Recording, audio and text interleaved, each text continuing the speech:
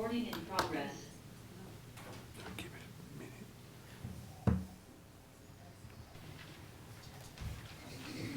Here.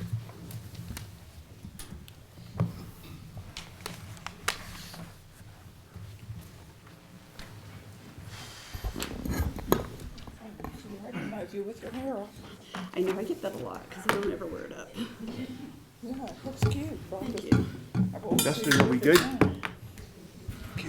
I'd like to call this regular town board meeting for Bayfield to order for Tuesday, February 3rd, 2026. Roll call at 6:30.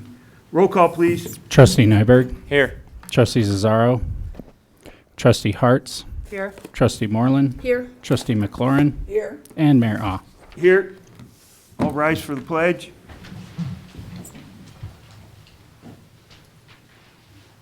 Pledge allegiance.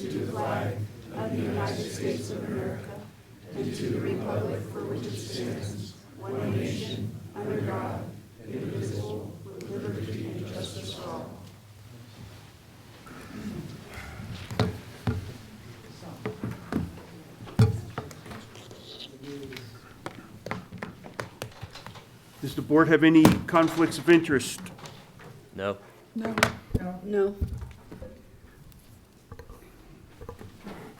Next up is general public input to those items not on the agenda. Is there any public input?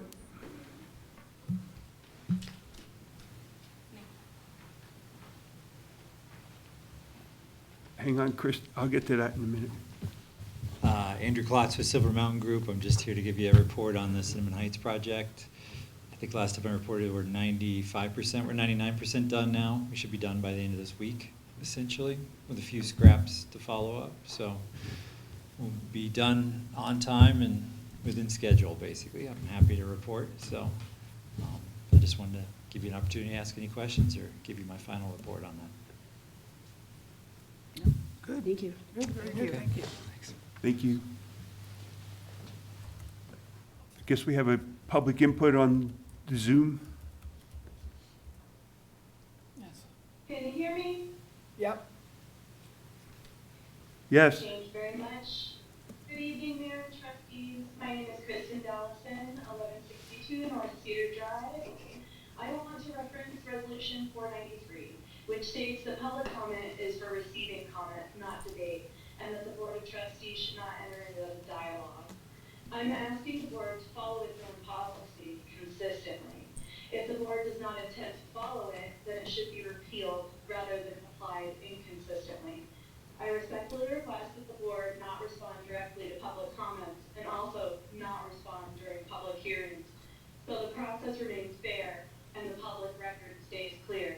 If an issue raised during public comment warrants discussion, it should be properly agendized and addressed at a future meeting. I've emailed multiple town employees with little or no response. The town clerk is responding to quorum requests, but not answering direct questions. And I have been provided documents in an unreadable format. I have raised many concerns about ADA compliance, digital accessibility, and planning concerns without receiving any response from staff. Many members of staff and the board have had questions and comments about the municipal code and land use code recently that make me believe no one has even read them. More broadly, I believe the town needs to review all of the ordinances, resolutions, bylaws, and codes currently in effect to ensure that they are being followed consistently. Thank you for your time. Is there any other general public input? Okay, seeing none, I will close that.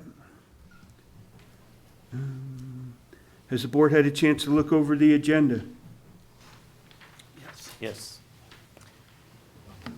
Mr. Mayor, I make a motion to approve the agenda. A second. I got a motion and a second. Any discussion? Roll call, please. Trustee Nyberg, Yes. Trustee Hartz, Yes. Trustee Moreland, Yes. Trustee McLaurin, Yes. and Mayor Ah. Yes.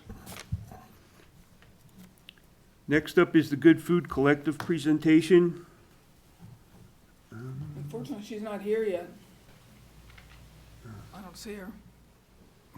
I gave her directions on how to get here today, but she's not here yet. Okay. So we can move her down the agenda, no problem? Yeah. Okay. Do you need a motion for that? Yes. Please. Yeah, I make a motion that Erin Jolie's presentation for the Good Food Collective be moved farther down the agenda so that she can get here. I'll second. Got a motion and a second. Any further discussion? Roll call, please. Trustee Nyberg. Yes. Trustee Harts. Yes. Trustee Moreland. Yes. Trustee McLaurin. Yes. And Mayor Ah. Yes. Next is the Pine Valley Church rezone public hearing. This is a rezoning hearing only. Rezoning hearing only, yes. Um, Yes, rezone. Do you want to start, Derek? Yep, hold on 1 second.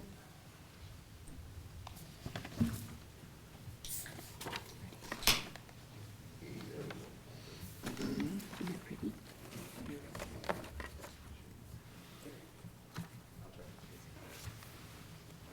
See, that's why I took up too much space. All right, good evening. Derek Slocum, Town Planner. This is a rezone request from Pine Valley Church, Zone 2025-10, from the Pine Valley Forsberg Church. Property is located there at 601 Dove Ranch Road, Bayfield. The property size in question is roughly a little over 60 acres. It's currently zoned R10, single-family residential, and they are proposing a rezone to agriculture A. Currently, it's vacant land. The proposed future uses are have it's the worst kept secret in town is that it is a marina. However, this particular request right here is not about the arena. So I'll get into that a little bit more here in just a minute.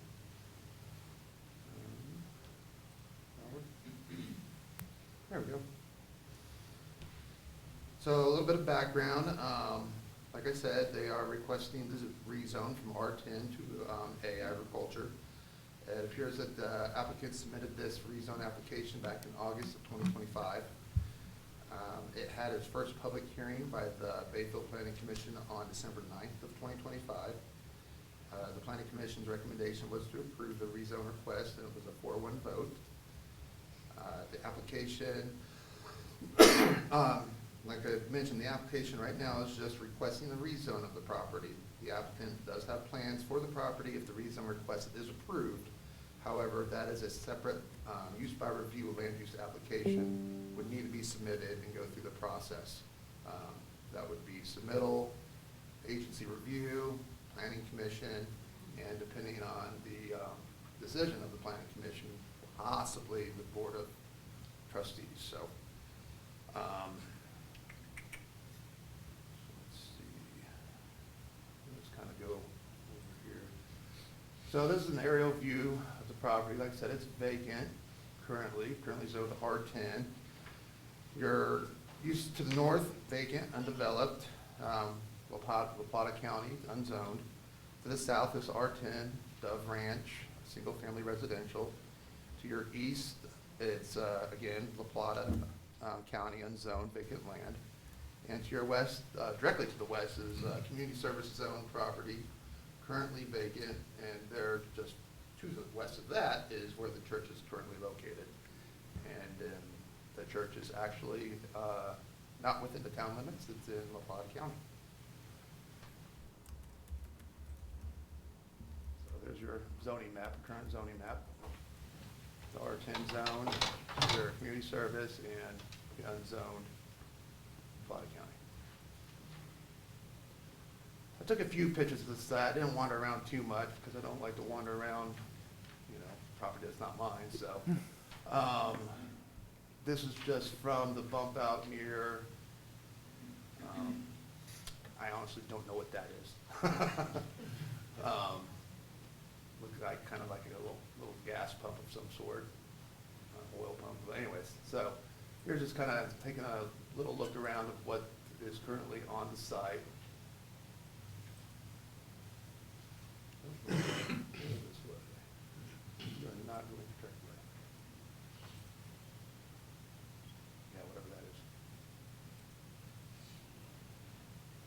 So as you can see, you have residential there just directly to the south of the site.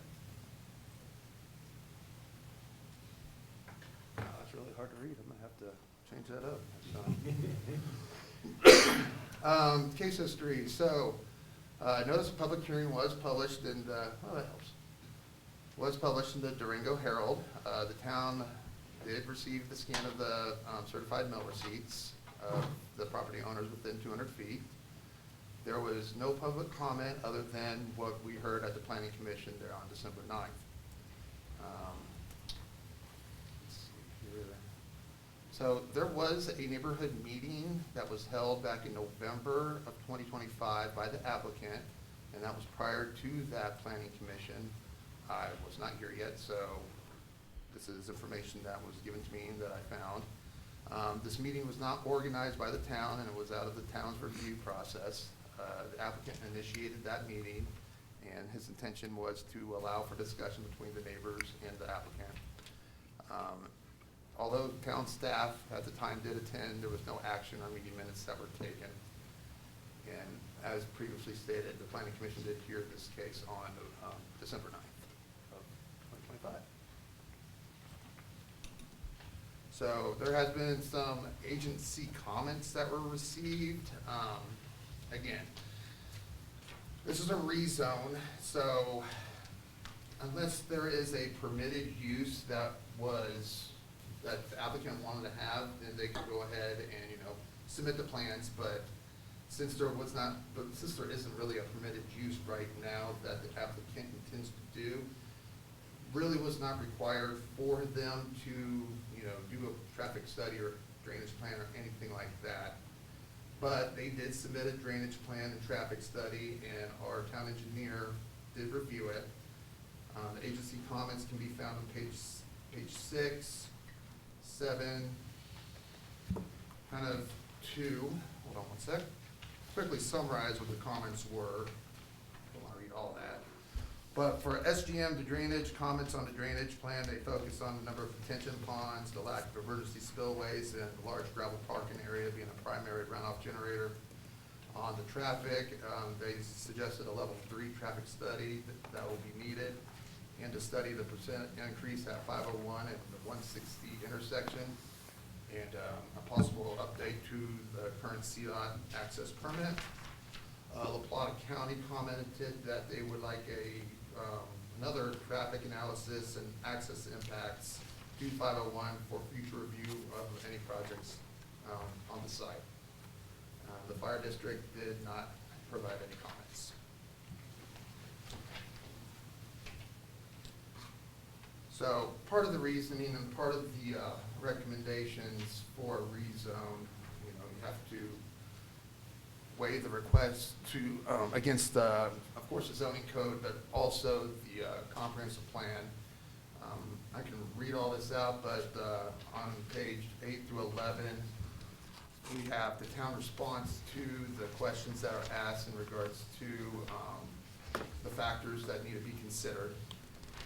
I did also list out on page 8 of the staff report the uses that are permitted by right in the agricultural zone, and also the uses that would have to come back through for use by review in the agricultural zone. Yeah, that's a lot of reading there. So I did. So yeah, performance of policy, plans and policies. So I put this section in there for future review to kind of keep us on point in regards to that this is a rezone, and anything that has been spoken of in regards to what they want to do here would have to go through a whole nother process as if this was approved. Kind of a sidebar, in my opinion as a planner, it probably would have been a good option for whoever was took this in to see about doing this concurrently, a zone conditional use at the same time. But since this is the current process it's going through, we're doing a zone case first. So a lot of the bearing on what they want to do will kind of weigh on what happens here, what the decision is made. So we'll have to go through the use by review process, and it mentions the process. We read there on page 11 through 12, what will be required of them and what the process is. Staff does recommend approval of the rezone request. The findings, or the recommendation is based on the findings. That can be found on page 12 through 13 of your staff report. And also on page 13, you will find the possible motions that you made with your recommendation or your decision. There we go. So staff can try to answer any questions that you may have. Is there any questions of our staff from the board? Was that first, the picture you showed of the property, there was one section that's in green? You had the picture of it outlined. Right here? Yeah. What's the green? The That's green is church. community service zone. Okay. That's the church's. That's the churches. Yeah, and it's county. Oh, it is county? No, the green is not county. I thought the church was county. The church is over here. Oh, The church is just to the Gotcha. west. Yes. Is that where they're talking about putting the school? Yes, that green zone, yes. Okay, that's what I thought, I just wasn't sure.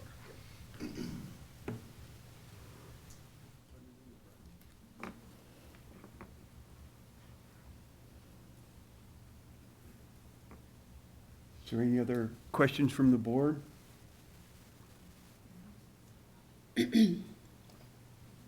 Is the applicant here?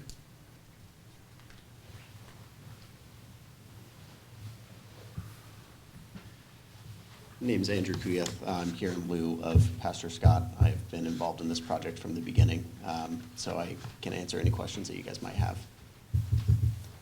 Do you have anything you want to present to the board other than? No, really the heart, just so town board knows, the heart of this is it's to preserve Western culture and heritage. This entire area is full of ag families and people who have made a lifestyle of farming and doing those things. And as we've grown as a community in La Plata County, we do feel like those families have been starting to be pushed out of a community that they raised, that they grew up in. And so really the heart behind this whole project is that we are trying to preserve a heritage and a culture and a way of life that I'm a benefactor of, that I grew up in this town and got to be a part of. And so we want to preserve that for generations to come as well. And it's not just that, this is also a community gathering space. The point of this is to be able to host events for our community. It's not to shelter us off and to be some big event center that doesn't allow our community to benefit from the use of it. We want to open it to the school. We would love to see Bayfield High School create a roping team again, like they did, and be able to use it for things like that. We want to open it up as a benefit to the community as well, not just for Pine Valley Church or PVHA, Pine Valley Heritage Arena.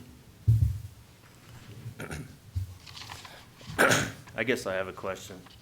You say you want to rezone it to ag, but you want RV park, campground, wholesale trade, heavy industrial, event center, arena, mill. How's that agricultural? I will turn that over to any part of the team to answer that question. That might be a better answered question for you. Please.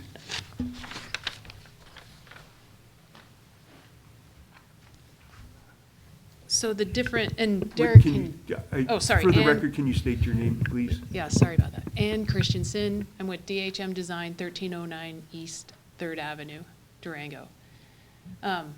So the different categories of zoning, like R10 and commercial, the different ones, ag has a preset list of allowable uses that were set as part of that zoning code. So that isn't what we're necessarily proposing at all. It's just what is allowed under that category of zoning. And that category of ag was added, a few years ago, when Nicole Killian was the planner here, for a number of different reasons, and it's based on kind of standards within the planning industry of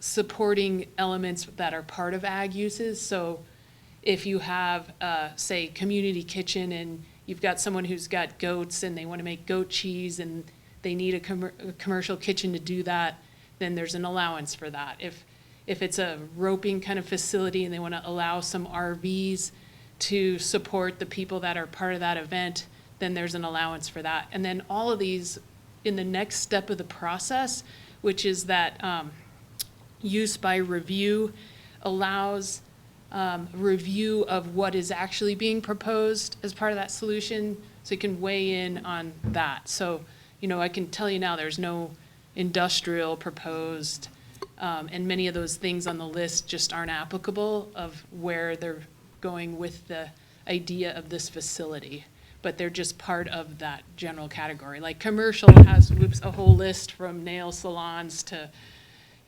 breweries, and so it's just a broader list, but it's not what we're proposing. I'm gonna be honest, I looked all over to try to find out exactly what agricultural uses are in the state of Colorado. And one of the main things that they said is that, rodeos don't usually qualify because they are recreational and entertainment in nature. Horse uses usually only count as agriculture if used for breeding, draft work, or commercial outfitting. And I could find the information saying that ranching is more, or agricultural land is ranching where your animals are grazing or you're growing crops for farm or something along those lines. And I just am not quite sure where I'm seeing it connect, Yeah. to be honest with you.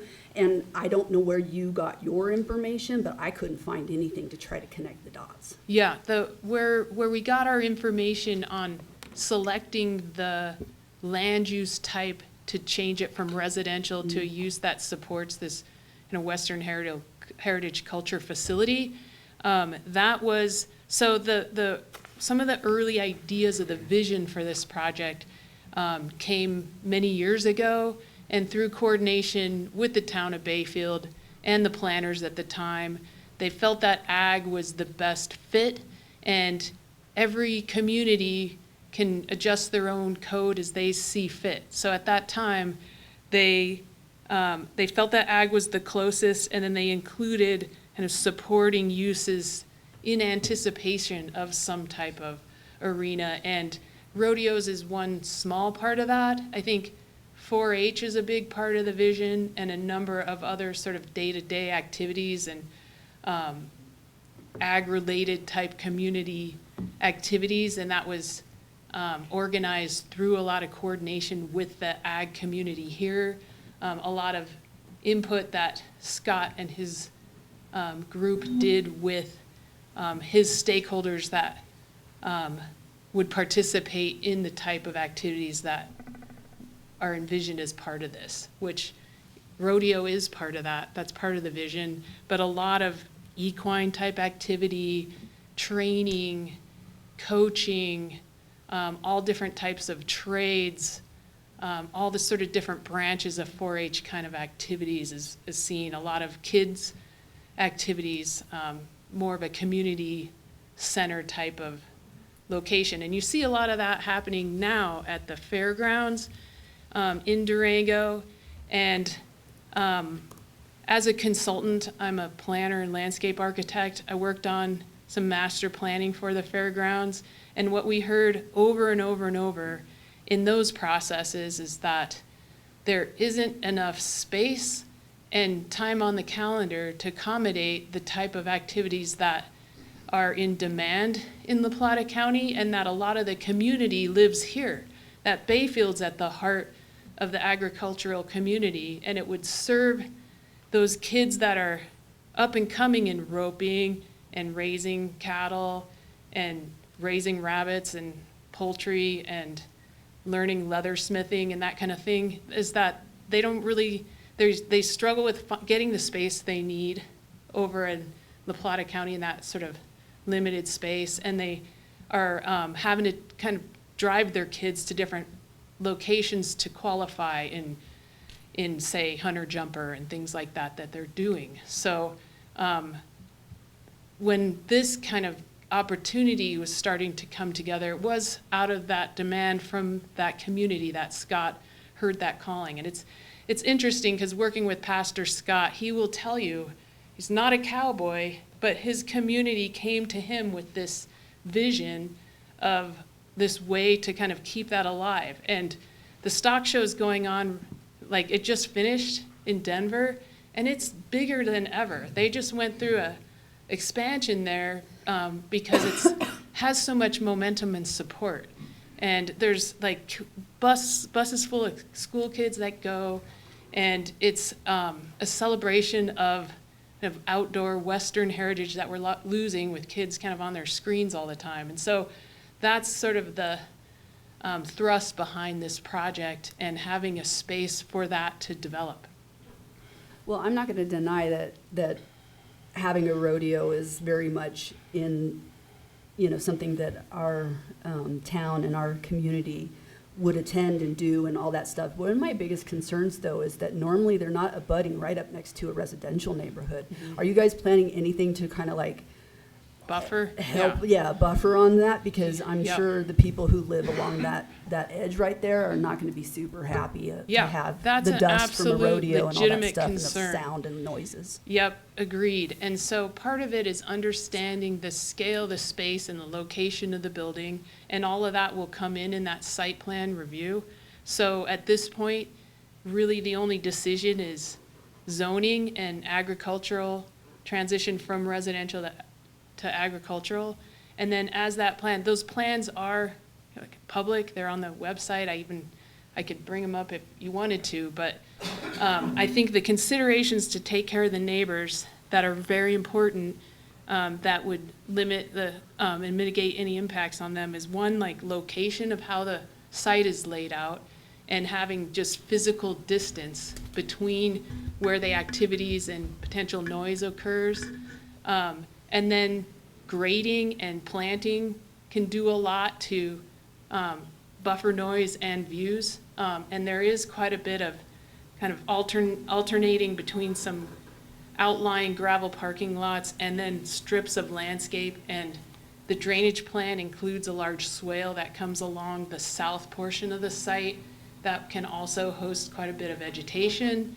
And that would really help with improving the current drainage issues that occur out there, and then supporting a strip of pine trees to help create some separation. But I think as we go along too, this is meant to be a very transparent and participatory process, and it'd be good to do a field trip.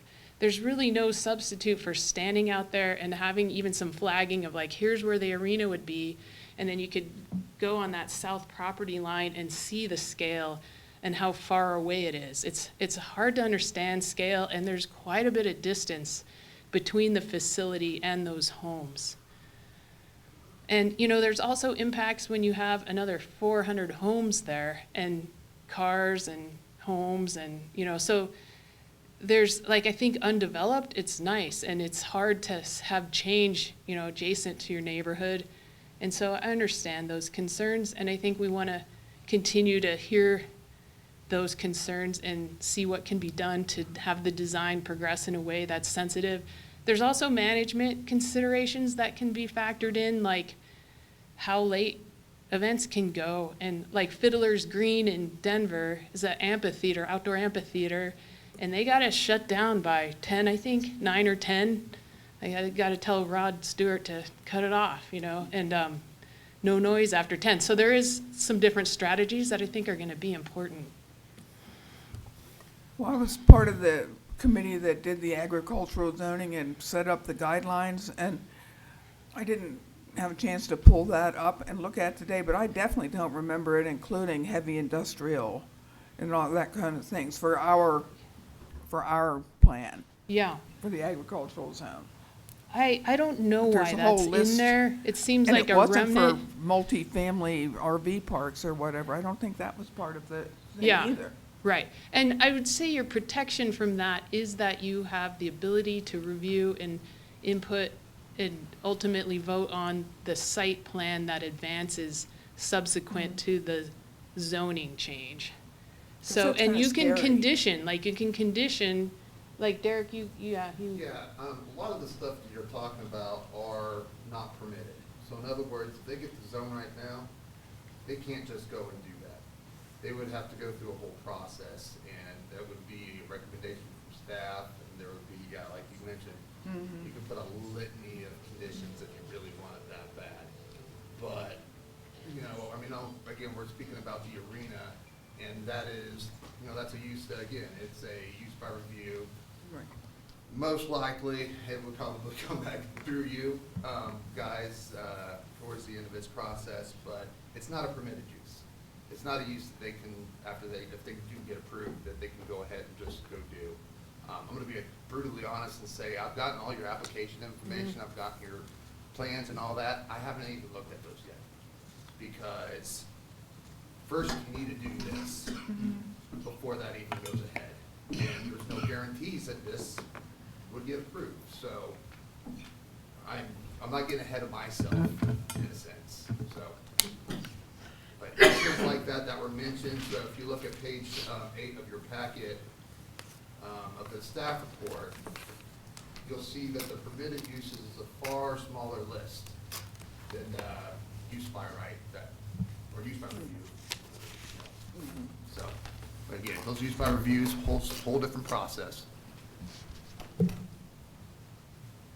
the board have any more questions for the applicant or staff? Thank you. Thank you.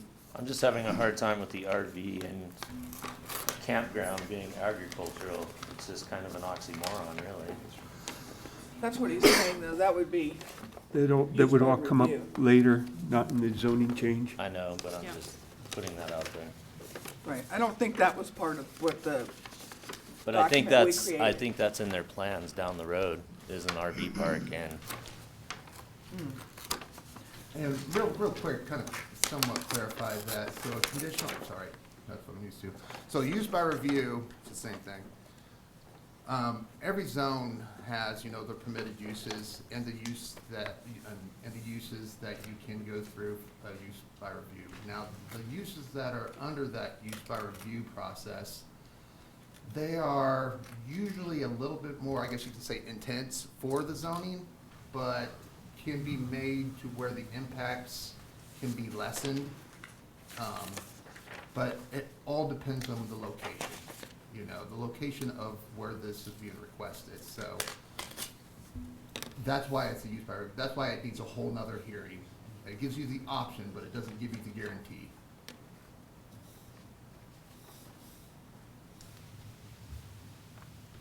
If I can just address that really quickly.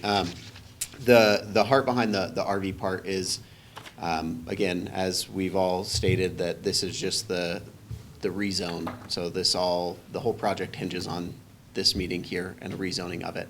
If this project were to move forward and you guys approve the rezone and we then have to go through the entire process again, the heart behind the RV part that you're claiming is all of this for rodeo events. A lot of times if you've attended other ones, they're multiple day events, and cowboys, ropers, whoever they are, they want to keep their animals close and they travel in RVs and things like that. And so the RV park part of it is us providing a place that they can stay for multi-day events. It's not just like, it's not going to be outdoorsy at the corner of 501. It is a place for ropers, whoever's attending an event and they are bringing their animals from out of town that they care dearly about, to be with them. And so it's not just an open use RV park. It's a use by event, I would say, in that sense. People who are attending event needing a place to plug in and stay because they're going to be there for multiple events over a weekend, as opposed to, if that wasn't there, it would really be them packing up their trailer every single day, heading into Durango, camping, coming back, setting up their trailer, pulling their animals out every time. so, one last question, what's Plan B if this was not to go through? It's a great question. Plan B is if you guys have ever met Pastor Scott, this whole Back. piece is a vision of that he genuinely feels like the Lord gave him. I believe that. It feels a part of it. And this whole process is we will figure out what's next with that land. Right now, these are the steps that we're taking, and these are the steps that we feel like the Lord is leading us in to take. And as a whole, as we've said, this is all hinging on that. And as of right now, if the town board decides to vote against this rezone, we take the next steps of whatever those may be, and I could not tell you what those next steps are as of right now. But as of right now, the project that is planned for that is, as we've learned, the worst-kept secret in Bayfield of the arena at this point. And so those are the plans for it, and if this is not rezoned for that, we take the steps needed to move on with this project. To be honest, I don't know what those steps are, but that's, as of right now, where it's at. Thank you. Yeah. Any other questions from the board? Okay, I'd like to open this up to public comment on the zoning for this project. Good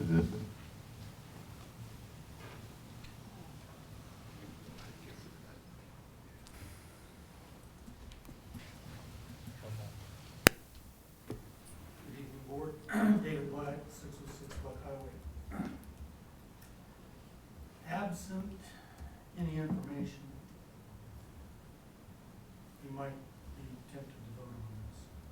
Like I said, it's the worst kept secret in Bayfield, so I really think that I ought to give this reconsideration. Community service as a zoning option makes far more sense here. The notion that they're gonna grow anything on this, that's not gonna happen. Well, they may use it for rodeos and things like that, but it doesn't have to be agriculture for that to happen. Were it to get zoned agriculture and everything fall apart, then, and they say they wanted to sell it, then use by review, somebody else comes in, say it's zoned ag, they could put a pig farm in. So that's a truth. There's other vacant land around here that has large acreage available. I know west of Jim Village, it would seem to me that might be a far better place for some of these visions that Pastor Scott has. I mean, particularly in light of the fact that he wants to have a large arena, parking, Dana Drive affords good access, things like that. So I would say that they might not give that a consideration. But at any rate, I don't think you ought to zone it ag. I think that's the wrong designation. If anything, make certain that it's conditioned if you do leave it ag, so that anything that they do put in there has to come back for review that is detailed and to the point. Thank you. Is there any other public comment? Mayor, do you have someone on Zoom? Yes. Hang on. Go ahead, Lucy. Lucy Stewart. I've been involved in listening to all this since it started. And the thing about the agriculture, to me, agriculture is not arenas. They're not parks for trailers or for big events. Agriculture to me is people working the land, having animals, taking care of the animals, taking care of what they have there. So I don't understand how zoning agriculture is gonna be correct zoning for this project. I don't think, in my opinion, even though I've gone to as many meetings as they've had, that's been involved with this planning and the original planning, or I don't think there was just a community meeting. There really has not been transparency as it's been promoted tonight. And I would like to know, how did they come up with this agriculture? To me, agriculture does not fit for this thing to be zoned tonight. Thank you. There's a lady in the back.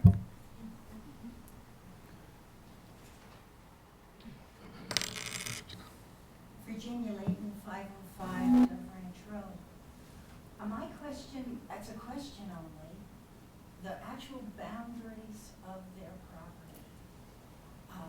There are the still roads or easements.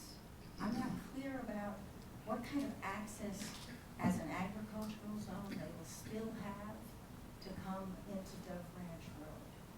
Even their application tonight, their address is listed as 601 Dove Ranch Road, which is of course weeds and sticks and there's nobody there. Why that address? And why are these, you know, Elder Ridge Road, there's quite a few access roads now. And I understand they were done because in the past, if it was gonna be phase 3 and 4, that's how you get to phase 3 and 4. But once it's an agricultural zone, is Dove Ranch Road still gonna be potential driveways into this neighboring church property? Earlier this month, we've already given them a new driveway through Dove Ranch Road in order to accommodate the new middle school. And I'm just concerned about, I don't even know who actually owns the Stoke Road land. I just, and so if someone can enlighten me about the actual boundaries of that property and whether there's potential driveways encroaching on us again. Thank you. Well, those stubs are public right-of-ways, and so they lead right up to the boundary line of the property. So access-wise, I thought I saw in here that access was only gonna be through 501 and it's gonna be all part of the use by review. yeah, that would be part, yeah. We have Kristen. Hang on, I got another guy coming up. Come on up, sir. Yes, my name's Larry Behrens. I live on County Road 512. The point of discussion that I just want to bring to is you're all saying, well, you don't want agricultural zoning, but what happens when you put 100 bulls in there for a registered bull sale and the neighbors are going, well, you've got all of these cattle in there and that's not zoned agricultural. How can you do that? You've got 100 head of horses, team pinning horses, roping cattle and everything in outside arenas waiting to go, pins waiting to go inside, and people are looking at that going, well, how can they have that many head of livestock and not have some kind of agricultural zoning attached to what they're doing? So my question is as planners, as zoning people, where is the niche for a multi-use situation like that, that everybody's saying, well, you know, we're not growing anything, but is going to have large numbers of livestock animals and all the related horse trailers, pens, all the things that go with that. And the obvious impression that you're going to get when you see that is it is agriculture related. Whether it's roping, whether it's a 4-H show, whether it's a bull sale, whatever it is, that is, you know, when you see livestock animals, your natural mindset is going to be, do they have an agricultural usage on this property? Because it contains all of these numbers of animals. And so I'm just looking to see where there's a zoning class that would take that into effect, that the agriculture part, but address some of the issues that have come up. Well, if you're doing, you know, this or this event or that event, you know, it's not necessarily agriculture, but the large majority of what is going to come out of that is going to be hinged around the agricultural community and livestock, and with it, that type of appearance that rather than get into it with a certain zoning and then all of a sudden everybody being upset because, well, they've got livestock in there. They've got 100 head of cattle in there. And if it's a multi-use zoning, is that going to cover the impression of the agriculture prospect of what this project is going to bring? And so I guess my question is there an ideal perfect zoning niche that covers those different specific uses so that there's not going to be a conflict down the road when people realize that there's going to be livestock standing on that property? Thank you. I guess we got a public comment on Zoom. Thank you. Kristen Dallison again, 1162 North Cedar Drive. I wanted to, I want the record to reflect that the December 9th Planning Commission minutes are not available on the website for the public to read. So we have no clear record or any information on the public comments that were made at that meeting. And my questions are, what financial benefit will there be to the town? Will the agricultural zone be exempt, or will the town benefit in some way of sales tax on ticket sales or event rentals? And I also want to see that anything at all that goes on this property is required to connect to utilities so that they pay their fair share towards our water, sewer, and our stormwater at the least. Thank you.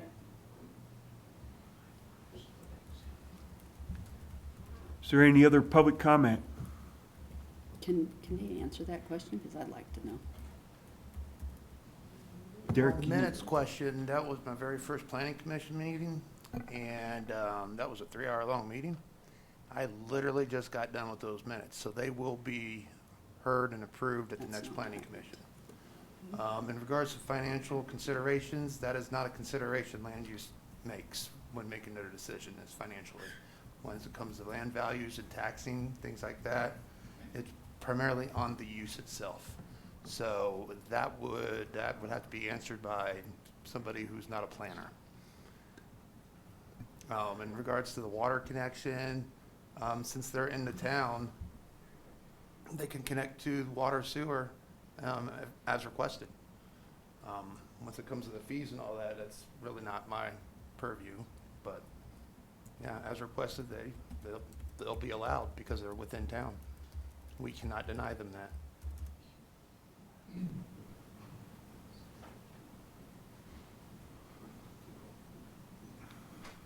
Just a little bit of follow-up to answer the question on an economic standpoint. I don't believe there'd be any exemption. So if there's a commercial aspect, like ticket sales or concession sales, would be taxed. And then there's also the related economic stimulation from that type of activities. So area businesses, stores, that kind of thing, benefiting from this kind of activity, generating income, which in general, planning, views commercial and kind of activity generating as an economic stimulus versus housing, which can kind of use a lot of city services. And I would like generalize that they would be metered for their utility use like any other city user. Is that correct? Yeah. Does that help answer that? I think so.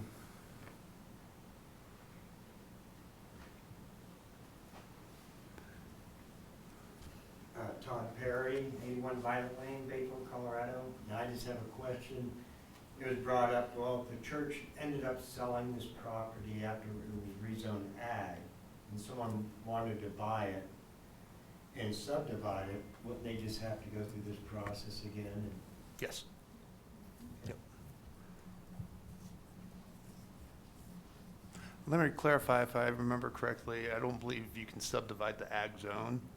I think that's one of the barriers that the ag zone has. So they would have to go through a rezone process in regards to doing any subdivision. But yeah, the process, exactly. Right, you just reverse It's reverse what order. we're doing now. Exactly. trying to do now, Yeah, I should go through say. the same process what we're going through right now. Right. Yep. Is there any further public comment?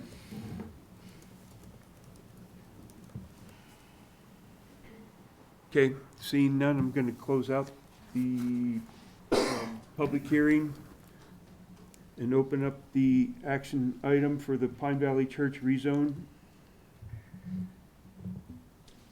And ordinance number 515.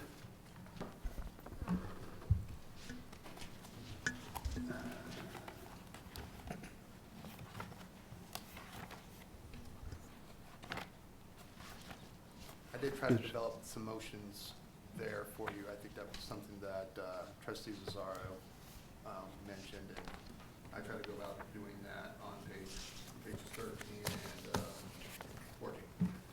That's accurate. So there's three possible motions, or four motions listed for us. Approve or deny, table or remand. And if we deny, we need findings for the denial and how to move forward with that. So I'm looking for a motion from the board. Mr. Mayor, I'd like to make a move to approve the Pine Valley Foursquare Church rezone request from R10 Single Family to A Agriculture based on the findings provided by staff.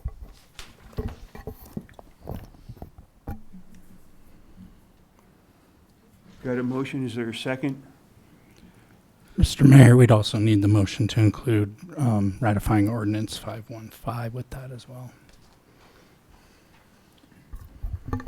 To include ordinance 515, number 515. Okay. So I got a motion, is there a second? Boy, this is a tough one. There's so many things to consider without, I should have gotten some discussion in, but without the conditions and knowing what we're facing, but looking at maintaining the heritage of the community while caring for the Dove Ranch subdivision, it's a really tough decision. But at this point in time, I don't think 400 houses there is going to help Bayfield either. So I would second that motion. We didn't do discussion, but usually it's a second and then discussion, correct? Right, that's where I was going now. Oh, okay. So I got a motion and a second. Is there any further discussion from the board? Yes. You know, we have a comprehensive plan that we've put together for the town of Bayfield, and it included those to be single-family resident properties. And as we all know, I'm a proactive in housing in our community. I think it's very important. And I think we would lose a lot of revenue based off of the fact that, you know, there would never be anything developed out there. So I have a real issue with that. Additionally, I have a little bit of an issue with, I just don't think that the zoning is correct. Not to say we couldn't find something else to zone it, but I just don't think ag is the proper zoning.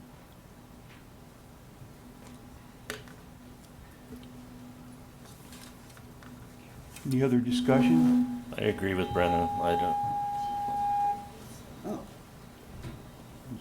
That's some feedback. Okay, I got a motion in a second. We get roll call, please? Trustee Nyberg, No. Trustee Harts, Yes. Trustee Moreland, No. Trustee McLaurin, Yes. and Mayor Ah. Yes. Motion passed.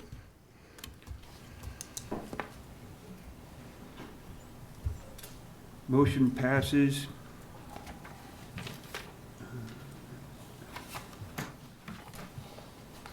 Did your speaker show up? Yes.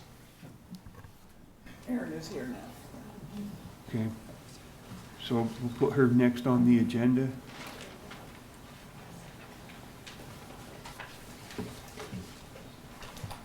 Hang on just a second. I think it's going to get noisy.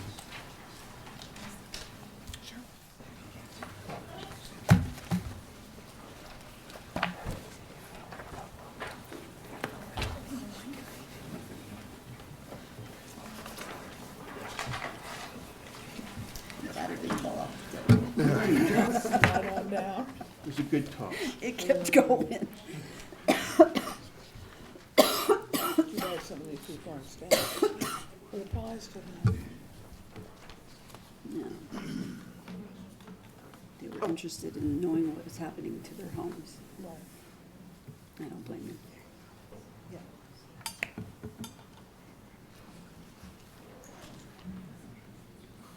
Just wait for the room to clear a little bit.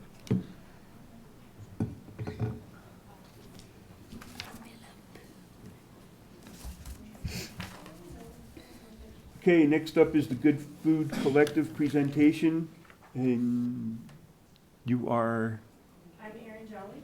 I'm 35 Jonathan Court, Durango, Colorado. okay, and you're going to be doing our presentation. Just a brief presentation, a little bit about what we do and how it might impact the Bayfield businesses in a good way. Okay?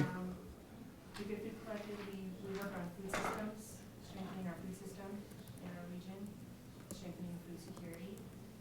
And within that work, my job specifically is working with food businesses. And I've worked with Gordon in the past on addressing how do we support our economy through supporting food entrepreneurship, and how do we foster a welcoming food business network. So we've done extensive assessments throughout the county, including Bayfield businesses, around what are some of the challenges and solutions. We've been working for the past 4 years on building some of those out.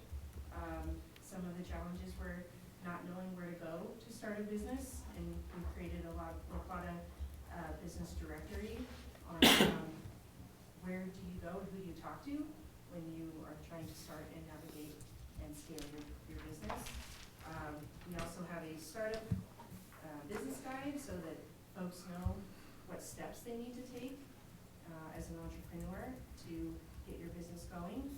We made this one specifically as it relates to the Durango process, but we're interested in expanding and making sure that our services are more available to Bayfield businesses, and making sure that entrepreneurs who want to grow and scale know where to go and know who to talk to, and know that we are here as a resource.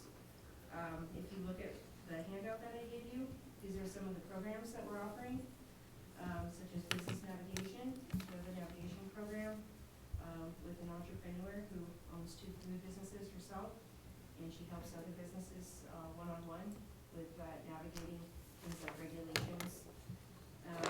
We have a mentorship program starting. We do food safety certifications. Something that we really want to help entrepreneurs with is financial literacy and accounting skills, and I was able to find a professional here in Bayfield based business who offers that service, and we're talking about linking them up with other food businesses in Bayfield to get that accounting support. We're working on reducing some regulatory issues that we're seeing in Durango specifically, and we're open to talking to Bayfield businesses and you all about maybe some of those findings that we find to reduce regulatory burdens for food businesses. And then one thing that we offer is a lot of kitchen navigation. A lot of food businesses lack access to a kitchen, and so one of the things we've built out is a commercial kitchen database on our website, so that an entrepreneur can go and see where are all the commercial kitchens in our county. And there's some here in Bayfield. So I just wanted you all to be aware, and Laura invited me to come to make sure that you all are aware that this is a tremendous resource that we want to see utilized by more businesses than just Durango-based businesses. A lot of the people who are part of our food business work group, we call them, they're service providers that happen to be in Durango, but their jurisdiction is way beyond Durango, and we just don't what I would like to see is that there's just more of a connection made. And so that's why I'm here, is making a connection with Bayfield and extending our supports out here. So I don't really have anything controversial to say or ask for or vote on. I've learned a lot being here for the last half an hour or so, but I just wanted you to all be aware, and hopefully, you know, we have a good relationship with the city there. We partner together to support services for businesses, so I just wanted to extend that here and see if you have any questions. Who are your main customers? And customers probably the wrong word, but So we were born out of a movement where during COVID we saw that there's a lot of food insecurity among our most vulnerable populations, our seniors, our most rural populations, and our minority populations. We're seeing more food insecurity than other parts of our general population. So that's why this was created, to help create a space for entrepreneurs, not just in populated areas, but in very rural areas. Folks who maybe English is their first language, but not their first language, but we can still provide services for folks who want to grow and scale a business no matter who they are. so it's about growing businesses? Yeah, Okay. yeah, so my The part food of- thing throws me off, The so. food, yeah, so A lot of food we business. believe that economic opportunity is a really important part of food security, financial Gotcha. empowerment. So that's why we shifted toward entrepreneurship, because we were hearing from the community that is how they want to see food security, is through small business development. Yeah. And just seeing a stronger economy, so that when we grow the food, we have a place to go. And those are our food retailers, right? Thank you. Yeah. I'll have some feedback going on. Yeah, you do. Anything else? Thank you for having me. Thank you. Yeah, thank you. Can you leave some information for like Yeah, the I bulletin can- board and that type of stuff, so people know how to get a hold of you if they have Exactly. questions? So what I just gave you there, it has my email at the bottom. It's got our web address with all of these resources that are readily available. And if you have suggestions for ways and avenues for me to better reach businesses to make sure that they're accessing these types of resources, please let me know the avenues that are appropriate for Bayfield. Yeah. Okay. And I can leave, would there be an appropriate place to just leave a few pieces of material, extra material? With you? Okay, let me sort through this and I'll give it to you. That's what I was curious. Thank you for having me. Thank you. Yeah, thank Yeah, you. thanks so much, appreciate it.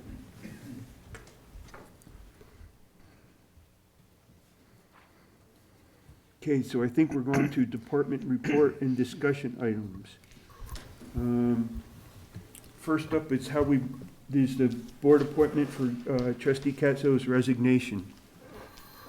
I know before when we had an open seat that we had Lori and,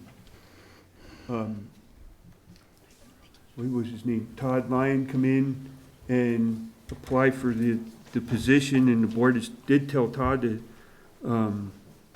get on the planning commission and then come back when, if we had another opening and stuff, probably appropriate to get a hold of him at this time, or at least that'd be my suggestion.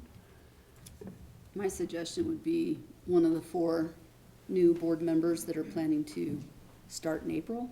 It'd be good for them to maybe experience what goes on here Oh, with he's- people who have been he's one on. of those, too. Is he one of them? He is one of Yeah. those, okay. But I would offer it to all, not just to one. Well, how do you offer it all?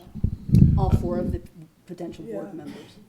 Mr. Mayor, members of the Board of Trustees, Dustin would I like to don't think that talk. microphone's working. Uh-oh.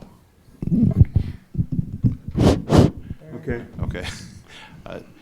Dustin, our town clerk, would like to read just a really quick blurb on the process, because it also involves some statutory requirements and things of that nature. So if you'd let Dustin maybe address some of this, might clear a little bit up for you. So I did look at all the statutory requirements, and we are in the period where we do need to make an appointment, as you guys know. That's why we're discussing it. we didn't quite make it to the election with the time, because you have to appoint within 60 days, or I have to call a special election per statute. So I just wanted to discuss how you guys wanted to proceed with this. I know in the past we've had the letters of interest and things of that nature, and then they come in and talk to you guys, and you make a decision. We are going to do an election on the next agenda discussion. I did have some statutory deadlines I was waiting on to put more information out to you and the public. One of them actually was into business yesterday. So that's why it's not on this agenda. It will be on the 17th agenda, because I have one more thing kind of floating out there that I need to take care of on that, and we'll do the update then. But moving forward, yeah, I just wanted some direction as to how we would proceed with the appointment. Yeah, again, like Brenna said, I mean, we have 4 people that have already submitted applications and are pretty much shoo-ins at this point. I guess whatever interest there is, I would go to them first for a letter of interest and see Okay. who's interested in doing that. Now, if you get a letter of interest from all 4 and they all 4 would like to do it, then how do you decide? They come in and read off their letter of interest and their experience, basically, their backgrounds, and then we choose. If that's the direction of the board, I will reach out to all 4 of them tomorrow. Does anybody have anything else you want to add? Okay. We've got direction there? Yes, sir. Okay. Next up is Public Works.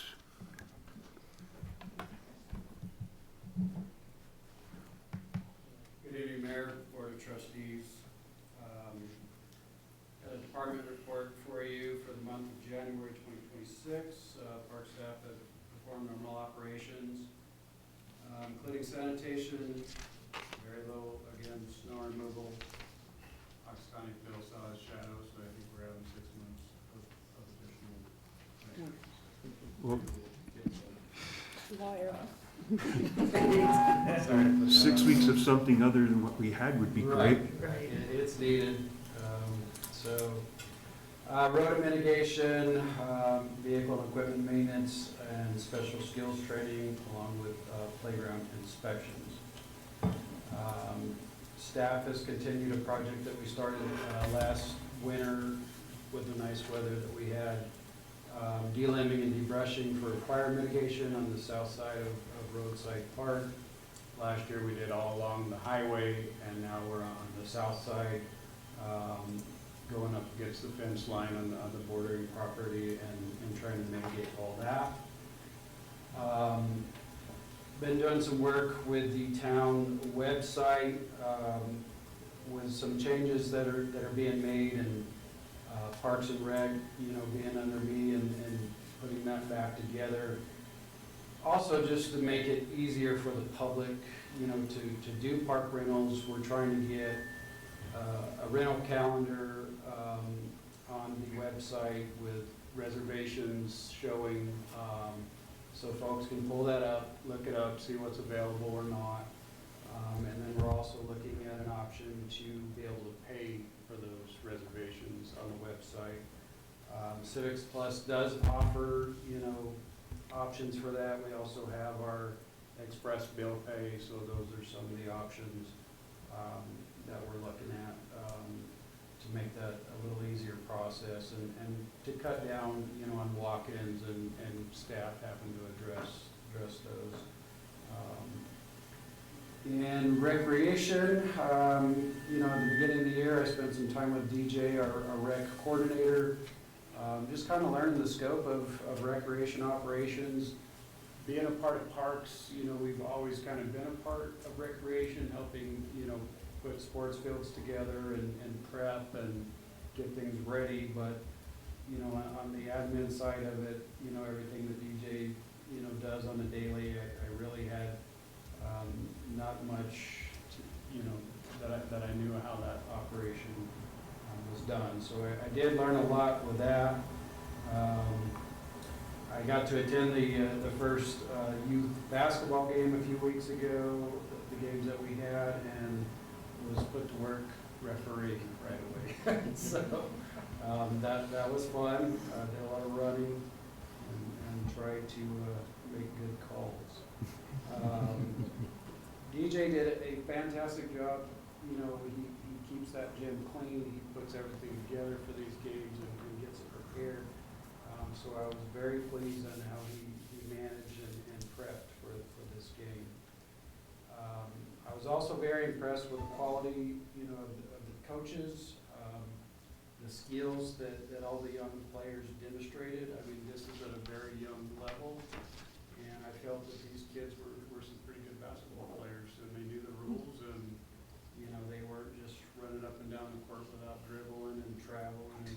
And they were playing good ball, so that was impressive to me, and I like to see that. And the other referees and the coaches again did a fantastic job, you know, educating the players during the games when they did, you know, travel or double dribble or whatnot. So I believe it's a good stepping stone for these kids, you know, as they move up into middle school and high school. So I was very glad to see, you know, that went very well.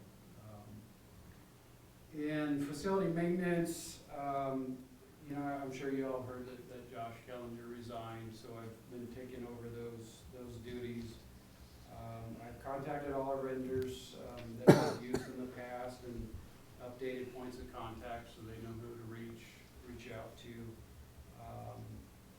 All the facility safety inspections for 2026 have been scheduled, including our fire suppression system, fire extinguishers, elevator inspections, vehicle lift inspections, our first aid kits. A couple things that I did not put on there also are our defibrillators. We have a company that comes out and inspects those, and we're also going to do some fire alarm drills to make sure that's working. So that's all already been done. I did also reach out to CIRSA, and we've got that audit coming up in June. All the departments have been notified and informed of what is required to be in compliance with CIRSA safety recommendations. So we're all prepared and ready for that when they come out in June. We did already have an elevator inspection that's been done, and there are some, seems like the state's cracking down a little harder than they used to, is what the inspector kind of relayed to me. So there's a few modifications that we have to make to be compliant. It's nothing major, it's moving some electrical stuff around.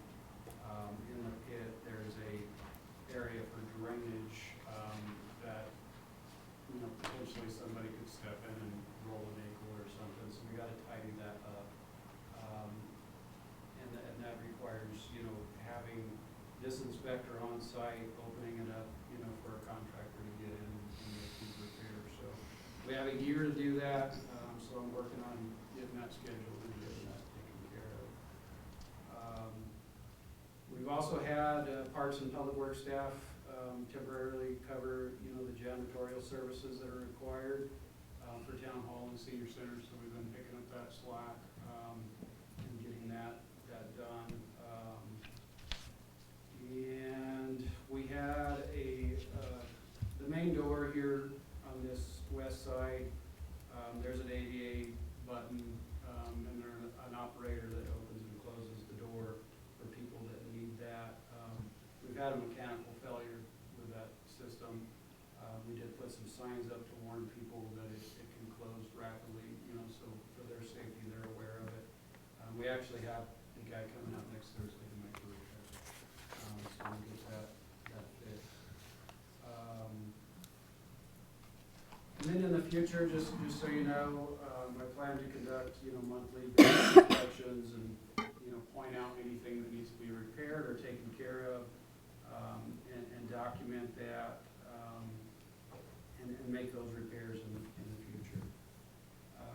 On the public works side, you know, kind of getting my feet wet, there a little bit. I've assisted Jeremy with some admin duties in the office, and did some training on snow routes and, their snow removal procedures, and kind of learning, what all entails with that.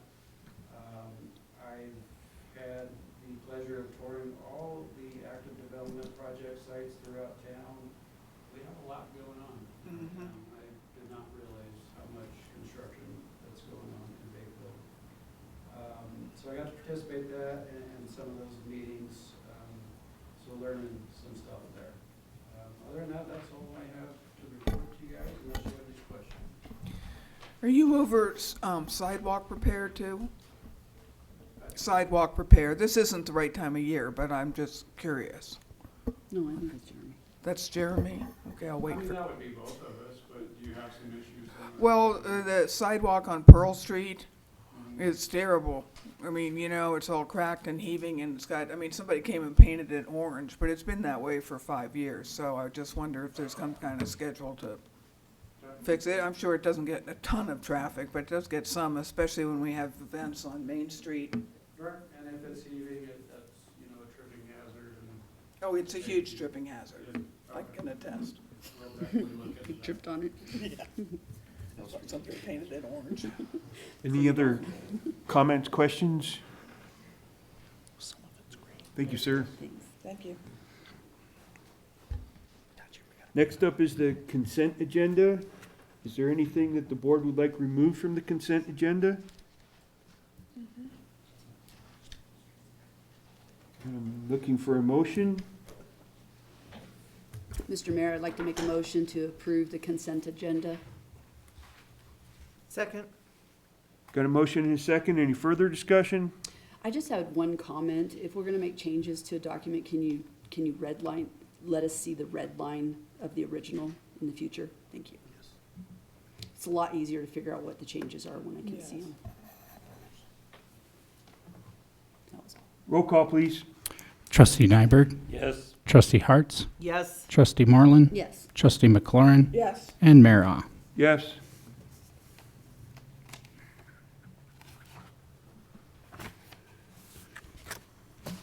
Next is Public Works, purchase request for a pump.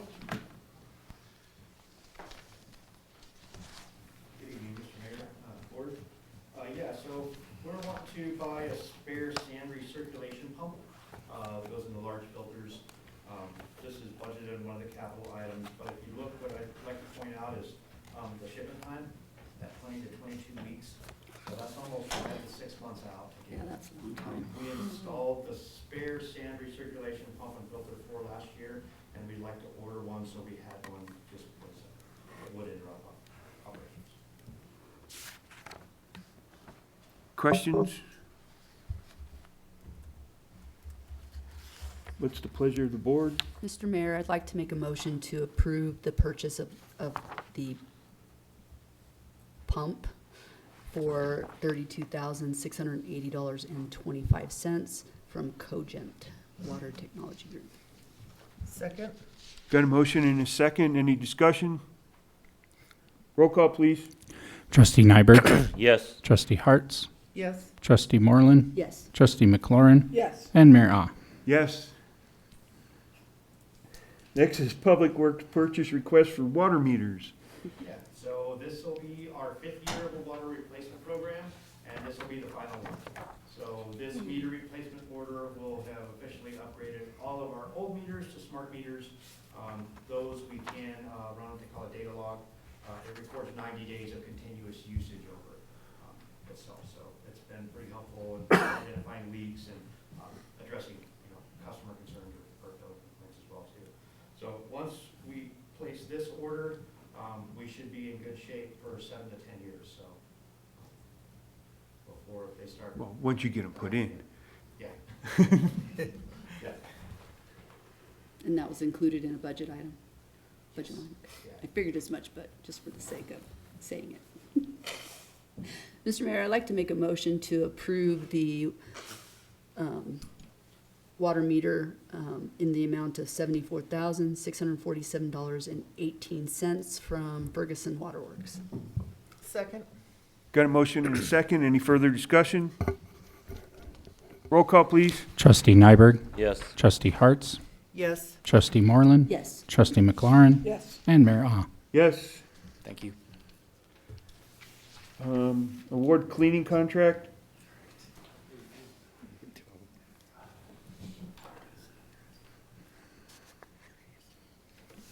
Okay, so a little backstory, and I just mentioned that we lost our facility maintenance guy. So obviously, we need to figure out janitorial services. In the past, the town had hired out and contracted these services. We had a guy that was doing it, that did a great job. As the town does, we went back out for RFP to, try to, get a cheaper cost on that. And we hired a company and experienced, had a experience with them. So ultimately, that contract was terminated. After that, Josh had, taken on the cleaning responsibilities, as that was a part of his job description. So today, I'm here to present, I've got 3 quotes from 3 different companies. One of the quotes was from Ted Belia, who did this for us previously. Ted had a proven history of providing excellent service to the town. We had no issues with him. He did a great job and he was reliable. The second quote that I received was from Spotless Cleaning, which also had a positive reference from the Department of Homeland Security in Durango. I spoke to them over the phone. They had no issues with them. The thing that I noticed, between the 3 quotes, that their quote was very low. So I did have a conversation with them to make sure that, the duties that we're requesting would be covered under that cost, and they, informed me that it would be. So, and that was accurate. The third quote that I received was from CRC Janitorial Services. They're kind of in the middle as far as cost goes. I've spoken with the owner of the company. They provide cleaning services all throughout Durango and Bayfield. They do a lot of the government buildings, police departments, banks. Here in Bayfield, they service the library and the local banks. So knowing, Brenda at the library, I called her. They clean, I think, 5 days a week for the library, so they do a lot of cleaning. They've had really good, results from them. I think they've been doing this for over 5 years for the library, so, they have had some issues, Brenda said, with things that were missed or whatnot. But Brenda, let me know that whenever she did reach out to the company or the manager, that they resolved these issues right away. So with that, to me, CRC Janitorial Services appears to have the most experience and strong references, and a reasonable estimate providing cleaning services for 2 large municipal buildings.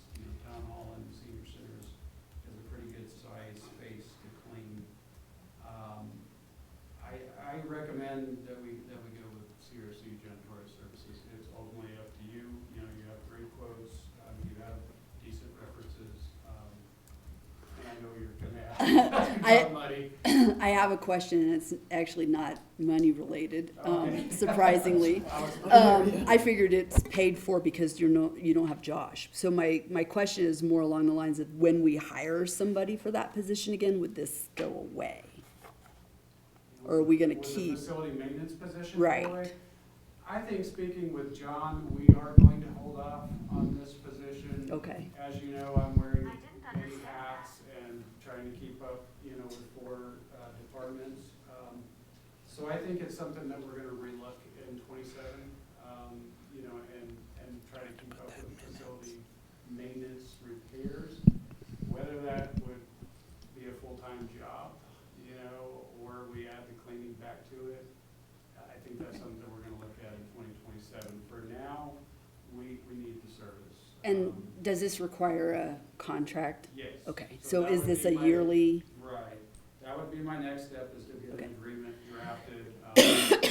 Obviously, you guys would want to review it, our legal team would want to review it, and that would be our next step. So I would assume we really couldn't vote on this tonight because we don't have the contract set in place? I mean, this is a one-time deal, but, What I'm trying to get is direction on who you would like me to go with. Okay. And then we can go with That those was my steps. Budget-wise, this would be taken out of operations between the PD, town hall, and the senior center. That's where these funds would come. I figure it's in exchange for the Right. person. John? And Mr. Mayor, Trustee Moreland, the budget, of course, right now, we realize there are some issues that we have to resolve, primarily the big one that we're talking about with the county.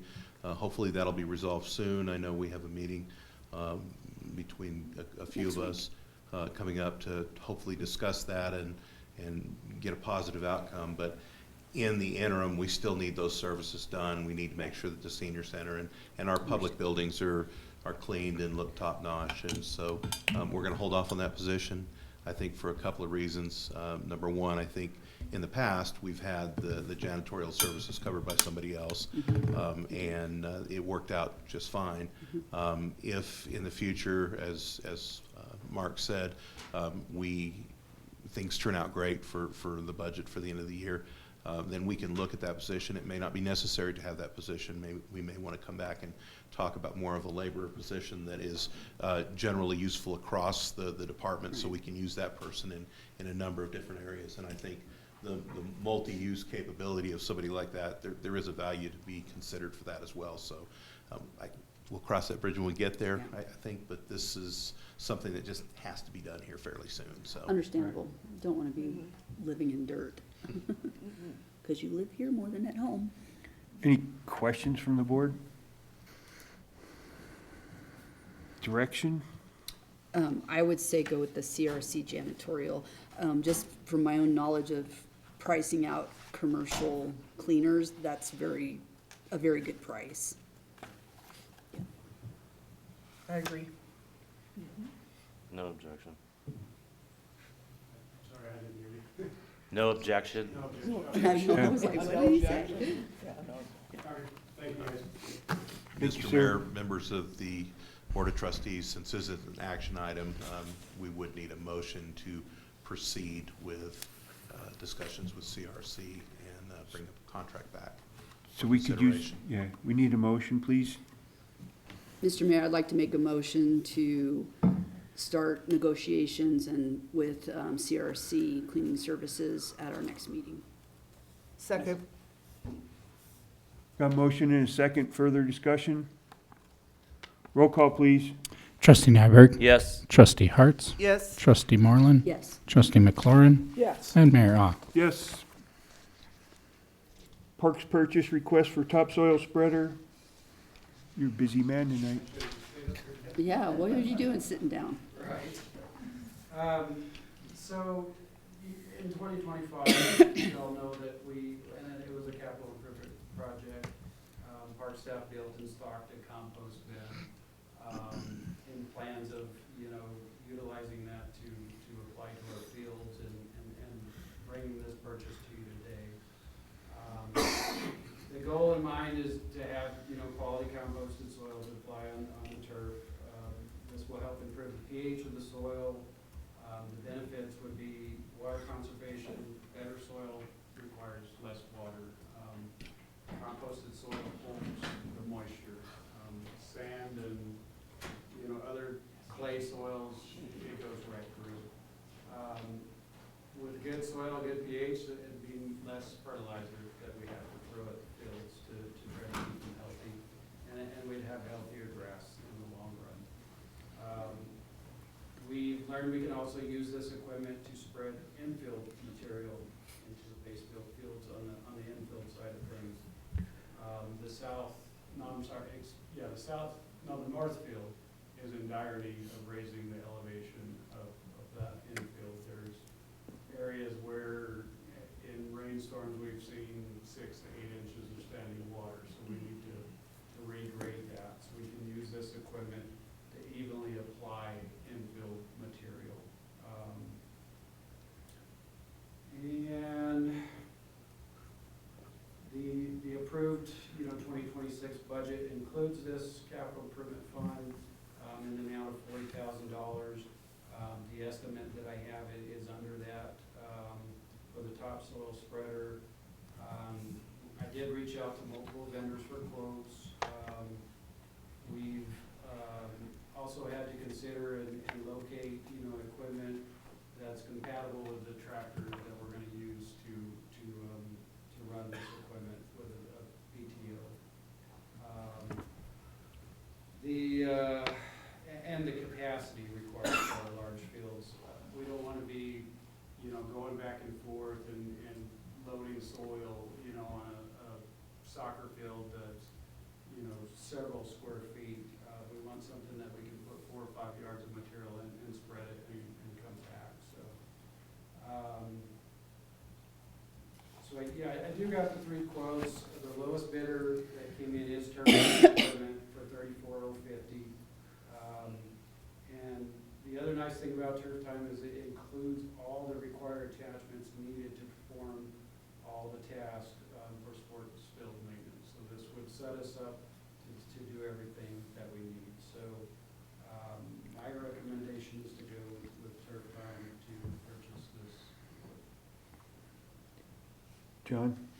Mr. Mayor, members of the board, trustees, this item, although it's in the general fund, the parks, is remember that we transferred money for the capital outlay for the parks comes from your conservation fund. So this isn't like general fund items. And given the thing I mentioned prior is that we were, with the general fund, we're really being conscious about what we spend right now because we don't know what the future is going to be. This money is actually specifically earmarked in the legislation that we have that comes in for parks related capital outlay. So this is independent of the general fund. This was transferred in to handle what you budgeted for the parks capital outlay. So this is budgeted.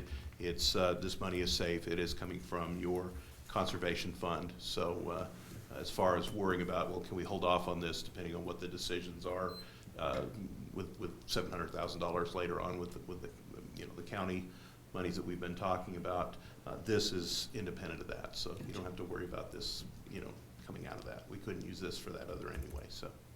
Okay. They are shipping it? Yeah, that includes shipping. Okay. Just making sure we're not driving to New Holland, Pennsylvania. Right. That's a long trip. Yeah, that Right. includes shipping. Okay. Does the board have any other questions? Just not related to the equipment, but what goes into your compost bin? So we save all of our green material. If we're trimming trees or the stuff that we're doing, we're chipping that stuff. All of our grass clippings, all of our leaves that we pick up, we're putting that in the compost bin. The Gosneys last year donated several tons of steer manure, so we're putting that in. That also had composted bales of straw and hay. So we're putting all that into it, and we're turning it monthly for it to decompose. So it's mainly green material, and the nitrogen from the steer manure is what's making the soil. And we probably have about 100 tons to put out. Nice. That's nice. Which, topsoil is $120 to $140 a ton, so that's a lot of money. A lot of savings. Yeah, that's good. Mr. Mayor, I'd like to make a motion to approve the topsoil spreader purchase with Turf Time equipment in the amount of $34,050. Second? Got a motion and a second. Further discussion? Roll call, please. Trustee Nyberg. Yes. Trustee Hartz. Yes. Trustee Moreland. Yes. Trustee McLaurin. Yes. And Mayor Ah. Yes. Next up is trustee reports and requests for future agenda items. Trustee Moreland and I went to the county commissioners meeting last week. And I just want everybody to know what a great job Trustee Moreland did. Thank you. Thank you. hopefully this all works out. Fingers crossed. I'm not so sure it would happen without Trustee Moreland there. We probably wouldn't even be having discussions at this point, so thank you. You're welcome. Trustee Harts, Nothing for me. Cesaro's not here. Trustee McLaurin, Well, just, I try and keep up with the Good Food Collective. I'm not as involved as I'd like to be, but they really do a lot of good work and support small businesses or they have all kinds of resources, grant funding. They do a great job. And I'll try and bring more reports on their activities. They're hard to keep up with because they do so much, but they'd be good for our businesses to work with, especially the food businesses. Trustee Moreland, Both the Regional Housing Alliance and the Economic Alliance meet this week, so I don't have much to report on that. I did have one question on I know that the school is selling their property where Pine River Shares and the Community Treehouse is. Does that also include the gym that we rent? Okay, I wasn't sure, and I wanted to make sure we Does weren't it? affected by it. No, okay, yeah, I Okay. just wanted to School district, they Okay, good. I was worried about that. Thank you. That's all I have. Trustee Nyberg, Nothing. okay. Then, I guess I should have left my glasses on. I got one more thing. So Planning Commission is next week at 6:30, trustees at 2 weeks, and the town offices are closed for